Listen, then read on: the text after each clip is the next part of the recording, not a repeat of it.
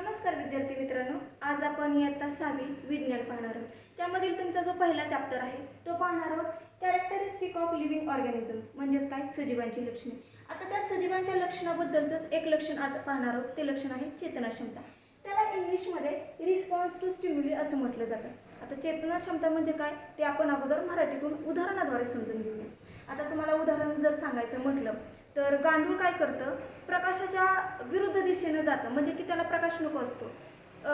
Earthworm move away from the sunlight पासून काय होतं, तो दुसरीकडे जातो। आता तुम्ही घरातली माशी घेतली, मच्छर जर घेतला, एखाद्या वेळेस आपल्या शरीरावरती जरी मच्छर बसला आणि आपण त्याला जर सावकाशपणे जरी मारायला लागलो आणि त्याला जर जाणीव झाली ना आपल्याला कोणतरी आता मारणार आहे, की ते पटकन मच्छर उडून जातो। माशीचं सुद्धा तसंच उदाहरण आहे। माशीला सुद्धा लक्षात आलं का नाही आपल्याला आता मारलं जाईल, ती पटकन उडून जाते, ती आपल्याला काही सापडत नाही।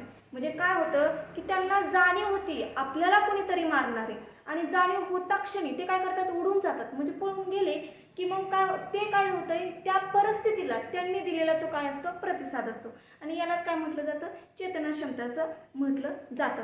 तुम्हाला डेफिनेशनद्वारे मी सांगते। डेफिनेशन काय बघा, the ability of a living being to sense its surrounding is called stimulus. Stimulus म्हणजे काय तर चेतना, एखाद्या परिस्थितीला एखाद्या डेंजरस अशा गोष्टीची होणारी जाणीव म्हणजे काय तर चेतना।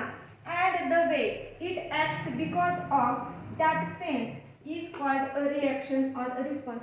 आणि त्या जाणीव होता क्षणी त्या परिस्थितीला दिलेला प्रतिसाद म्हणजेच काय, त्या सगळ्या गोष्टींवरून काय लक्षात येतं की तिथं काय ती चेतना क्षमता आहे त्या लिव्हिंग बिईंग्सकडं, म्हणजे सजीवांकडं कोणता गुणधर्म आहे तर चेतना क्षमतेचा गुणधर्म आहे। वनस्पतीचं जर उदाहरण तुम्हाला सांगायचं झालं तर लाजाळू हे एक उत्तम उदाहरण देता येईल। लाजाळूचं झाडाला जर तुम्ही हात लावला त्यांच्या पानाला तर ते काय होतं, पानाशी मिटून घेतात ते झाड, आणि आपण नंतर थोड्या वेळानं पाहिलं तर ती पाने परत ओपन होतात आणि परत हात लावला की परत ते मिटून घेतात। म्हणजे काय, त्यांच्याकडे पण काय आहे, चेतनाक्षमता आहे। आणि वनस्पती काय करतात, सूर्यप्रकाशाच्या दिशेने त्यांची काय होती, वाढ होती। Plants grow to the direction of sunlight because they made own foods. ते काय करतात, स्वतः अन्न काय करतात, तयार करतात। तसंच वनस्पतीचे जे रूट्स आहेत, जी मूळ आहेत, ते काय होतात, पाण्याच्या दिशेने वाढत जातात। अशी काही आपल्याला उदाहरणं सांगता येतील। आजच्या भागामध्ये आपण एवढंच पाहणार आहोत। उर्वरित भाग जो आहे तो पुढील व्हिडिओमध्ये पाहूया। धन्यवाद।